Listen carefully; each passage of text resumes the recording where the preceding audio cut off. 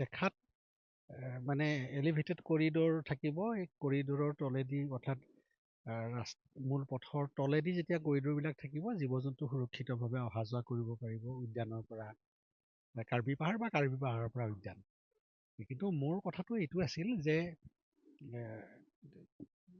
যিহেতু উদ্যান elevated corridor সজাৰ সময়টো এটা দীঘলীয়া সময় ধৰি সাজিব, গতিকে এই যে নিৰ্মাণ কাল যিটো হ'ব, এই নিৰ্মাণ কালত কৰিডৰবিলাকত কাম চলি থাকিব। গতিকে সেই সময়ত জীৱ জন্তুৰ অহা যাহৰ যিটো কথা, সেইটো কথা কেনেধৰণে লোৱা হ'ব।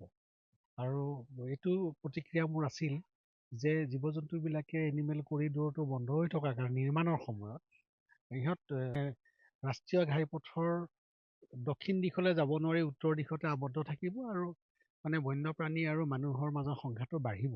এইটো মোৰ এটা প্ৰতিক্ৰিয়া আছিল।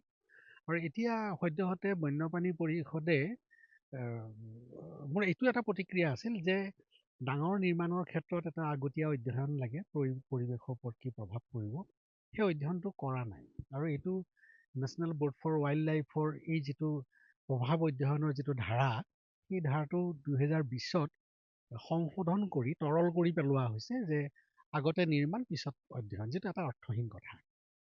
এতিয়া বন্যপ্ৰাণী পৰিষদে নিৰ্মাণৰ সম্পৰ্কত ল'বলগীয়া 34টা বিধি তেওঁলোকে দিছে। গতিকে সেই বিধিকেইটাৰে এইটো দেখুওৱা হৈছে যে যথেষ্ট সাৱধানতা লোৱা হ'ব। ৰাতিৰ ভাগত কাম নচলিব, বাৰিষা কাম নচলিব, আৰু লগতে খুটা পোতাৰ বাহিৰে ডাঙৰ ডাঙৰ ৰেলিংবিলাক বাহিৰতে কৰি আনি তাত মানে কম্পাইল কৰা হ'ব, এইবোৰ কৈছে। আৰু লগতে এইটো কৈছে যে এইটো এটা ক্ল'জ এটা মানে অবজাৰভেশ্যনৰ মাজত কাম।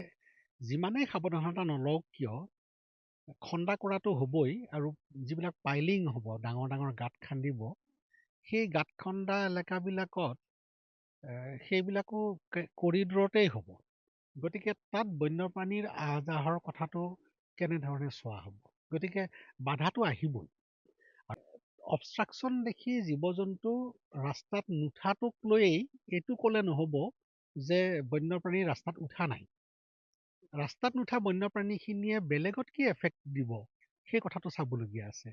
গতিকে এইটো এটা কাজিৰঙা ৰাষ্ট্ৰীয় উদ্যানৰ এলিভেটেড কৰিডৰ হৈ যোৱাৰ পিছৰ পৰিৱেশটো বেলেগ হ'ব।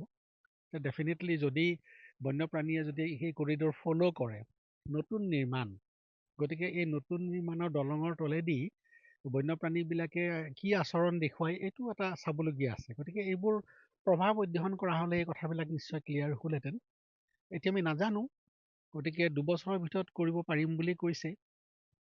এইটো যদি সম্ভৱ হয়তো বাৰু ভাল কথা, কিন্তু প্ৰভাৱ অধ্যয়ন নকৰাকৈ কৰা হোৱা কাৰণে যে এই নিৰ্মাণে জনসাধাৰণলৈ তথা বন্যপ্ৰাণীলৈ যথেষ্ট মানে ভাবুকি মাতি আনিব নেকি, মোৰ এটা মানে সন্দেহ আছে। মই এইটোৱে শংকা প্ৰকাশ কৰিছোঁ।